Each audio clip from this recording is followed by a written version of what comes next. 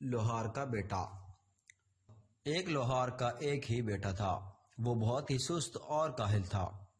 سارا دن آوارہ گردی کرتا رہتا تھا۔ وقت گزرتا رہا لیکن لوہار کے بیٹے کی طبیعت میں کوئی تبدیلی نہ آئی۔ پھر وقت نے اسے بوڑھا کر دیا تو اسے بڑی مشکل پیش آئی۔ ایک دن لوہار نے پریشانی کے عالم میں اپنی بیوی سے کہا، کیا فائدہ ہماری زندگی کا جس میں ہماری اولاد ہی نکمی اور کاہل ہو؟ سوچو، اگر اب بھی اس نے کام نہ کیا تو ہم کہاں سے کھائیں گے؟ اب بھی وقت ہے، اسے کہو کہ کوئی کام سیکھ لے اور پیسہ کمائے۔ آج ہی کوئی نہ کوئی کام شروع کر دے اور ورنہ زندگی بہت مشکل ہو جائے گی۔ لوہار نے اپنی بات ختم کی تو اس کی بیوی بہت پریشان ہو گئی۔ سوچ بچار کے بعد اس نے تنہائی میں بیٹے کو ایک سکہ دیا اور کہا، بیٹا، دن کا زیادہ تر حصہ باہر گزارو، شام کو اپنے باپ کو یہ سکہ لا کر دے دینا۔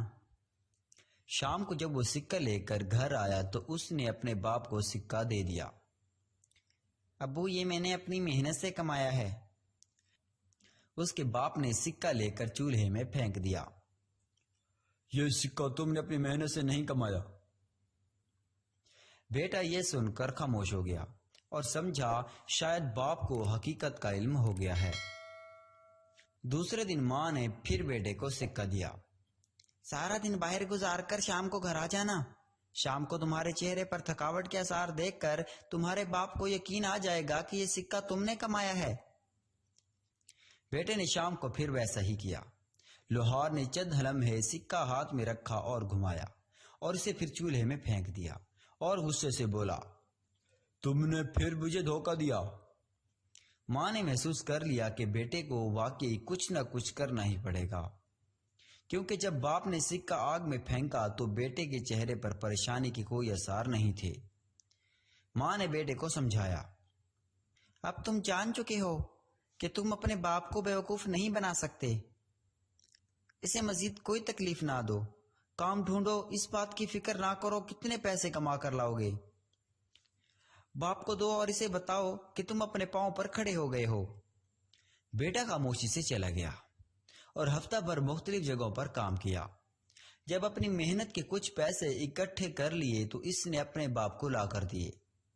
باپ نے پہلے کی طرح پیسے مٹھی میں گھمائے اور پھر انہیں آگ میں جھونک دیا اور بولا، مجھے یقین نہیں آتا کہ تمہاری کمائی ہے۔ بیٹے نے جب یہ سنا تو آگ کی طرف بڑھا اور غصے کے عالم میں بولا، میں نے صبح شام مزدوری کی، محنت کی ہے، یہ پیسے اکٹھے کیے ہیں اور آپ نے ان پیسوں کو آگ میں پھینک دیا۔